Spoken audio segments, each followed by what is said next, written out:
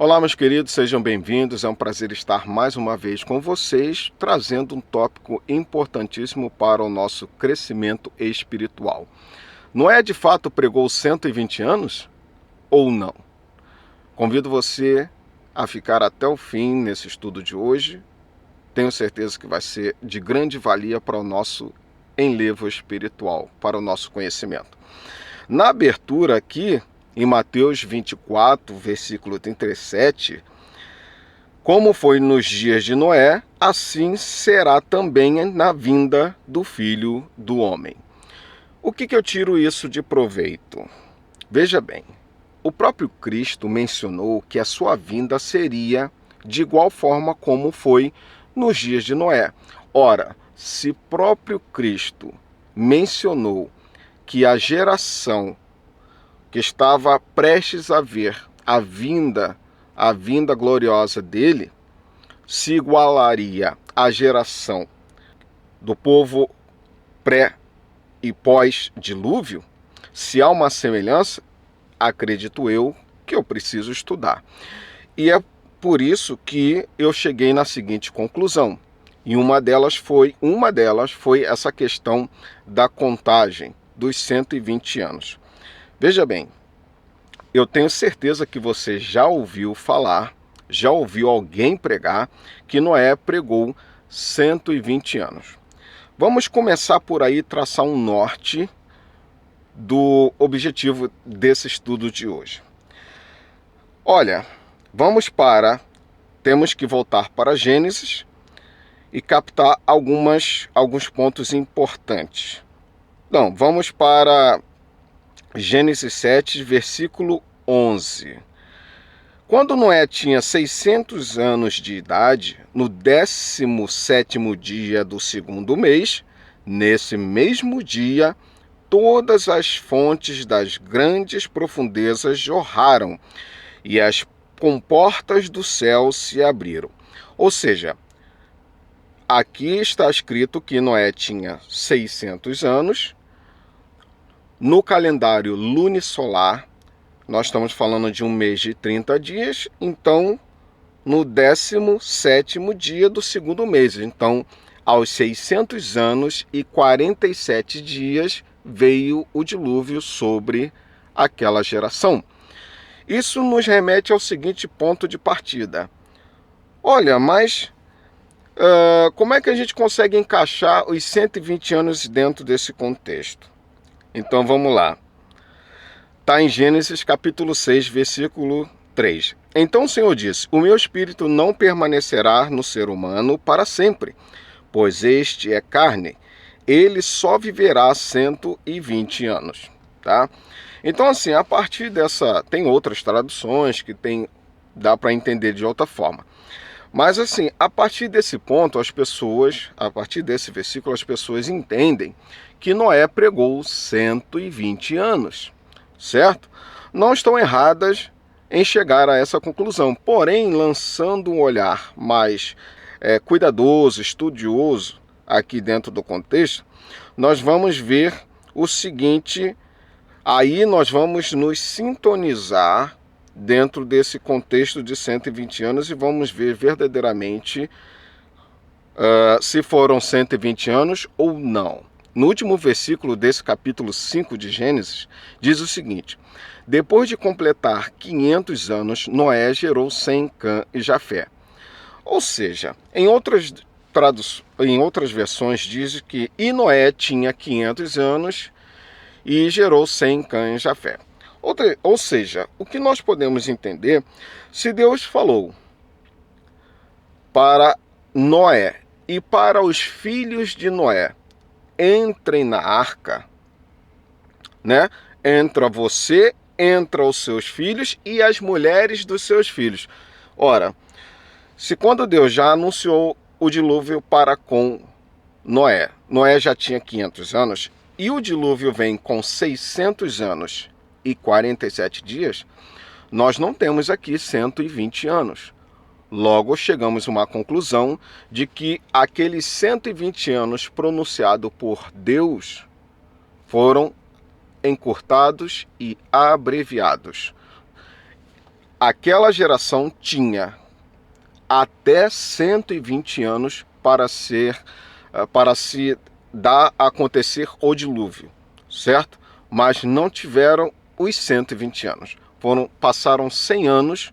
A partir desses versículos que eu li para vocês, é muito claro e óbvio de que é a partir de 500 anos para frente. Então estamos traçando de 500 anos a 600 anos e 47 dias. Joabe, por que você está trazendo esse conteúdo aqui?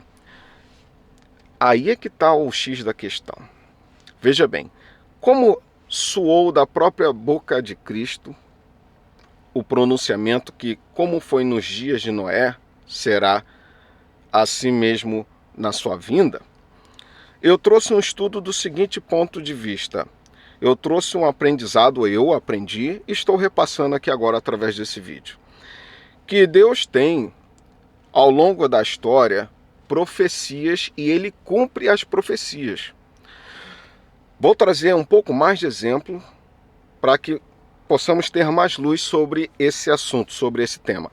Quer ver um povo que teve uma profecia não igual a uma questão de julgamento, mas era uma profecia muito importante? O povo de Israel. O povo de Israel tinha 70 semanas, uma profecia que foi dada a Daniel, e que o clímax dessa profecia estava apontando especificamente para a última semana.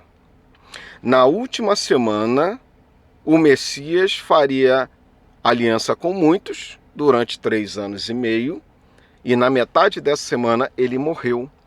Então, Cristo veio exatamente dentro de uma profecia. Isso quer dizer que os israelitas, o povo de Israel, estavam vivenciando uma profecia.